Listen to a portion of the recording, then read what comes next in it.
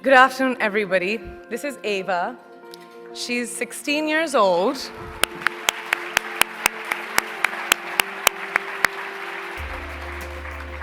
An age where girls should be enjoying their innocence and joys of their youth. But she, at such a tender age, understands the importance of being a voice for her peers, an advocate for young girls and women around the world who may not have the opportunities that us sitting over here have. So receiving this honor from a hero like her makes this so much more exceptional. So thank you.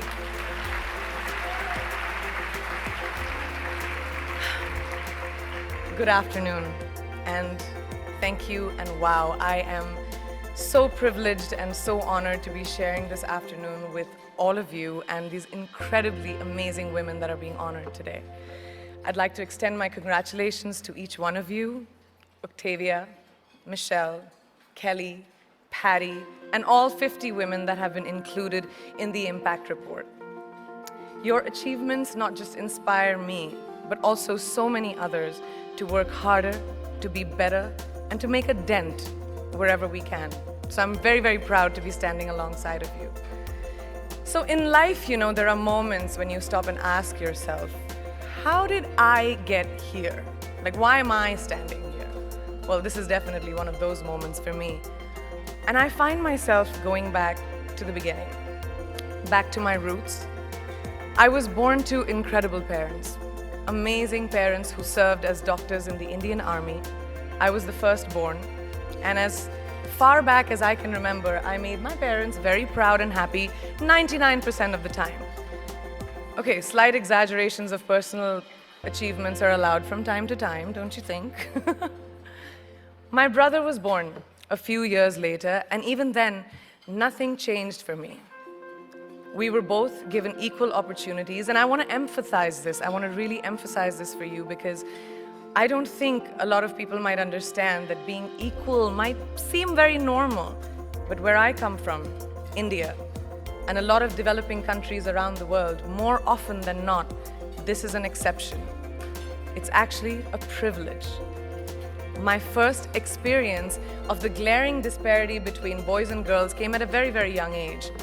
I grew up in a middle-class family with extremely philanthropic parents who constantly reminded me and my brother how lucky we were and how giving back to those who were less fortunate was not a choice, it was a way of life.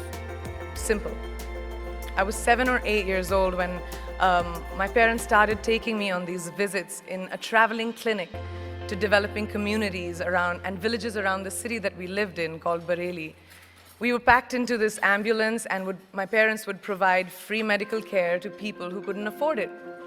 My job at the age of 8 was assistant pharmacist. So I would count all the medicines, put them in an envelope, and give it out to patients, and I really took my job very seriously. Very seriously. But the more I went on these expeditions, the more I began to notice the simplest things that distinguished a boy from a girl, or a man from a woman. For example, girls were pulled out of school when they hit puberty because they were considered ready for marriage and babies. That's 12 and 13, while boys still enjoyed their childhood. Or basic human rights such as healthcare were denied just because they were women. Let's call this whole experience trigger number 1 for me. Fast forward a few years and many, many triggers in between.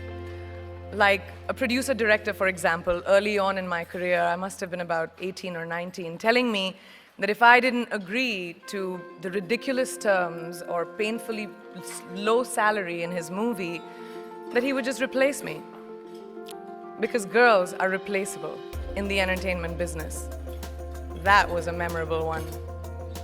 It made me decide to make myself irreplaceable. But I think what really moved the needle for me and ultimately led me to create the Priyanka Chopra Foundation for Health and Education, and around the same time partner with UNICEF, was an encounter with my housekeeper's daughter. About 12 years ago, I came home from set early one day, and she was sitting in my library reading a book. And she must have been 8 or 9 years old, and I knew she loved reading. So I asked her, I was like, it's a weekday, why aren't you in school? And she said, oh, I don't go to school anymore. So I went and asked her mother, and I said, why isn't she in school? And her mom said that her family couldn't afford to send her and her brothers to school, so they chose the boys. The reason: she would eventually get married and it would be a waste of money. I was completely blown, and it shook me to my core. Eventually, I decided to cover the cost of her education so that she could continue to learn, because education is a basic human right.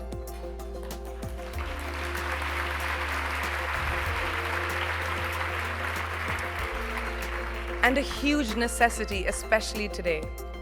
From that point on, I was determined to make a difference in as many children's lives as I could, in whatever big or small way that I could contribute. There's a really, really beautiful quote that I read recently, and I think it's absolutely appropriate to explain what I'm trying to say today.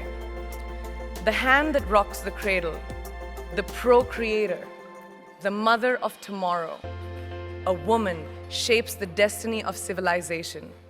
Such is the tragic irony of fate that a beautiful creation such as a girl child is today one of the gravest concerns facing humanity. Girls have the power to change the world. It is a fact, and yet today, girls are more likely than boys never to set foot in a classroom, despite of all the efforts and progress made over the last 2 decades. I'm just going to give you a stat, more than 15 million girls of primary school age will never learn how to read or write, compared to 10 million boys. Primary school, it's the beginning of our future. Over the last 11 years, I have witnessed firsthand the incredible work that UNICEF does for children around the world, especially victims and survivors of child marriage, displacement, war, sexual violence. But there is still so much work to do. And for me, that is the fuel to my fire. The reason I'm so committed to this cause, and that is where my passion stems from, because I know that a girl's education not just empowers families, but communities and economies. A result of her education, we all do better. It's just as simple as that. As entertainers and influencers sitting in this room, I feel that it's our social responsibility to be a voice for the voiceless, which is why I applaud each and every woman in this room for being such a badass.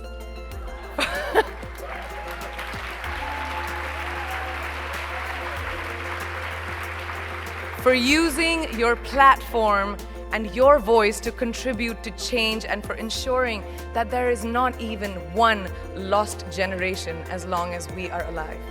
I'd like to thank Variety and all of you for encouraging me and all of us in this room to keep going and fighting on. Thank you so much.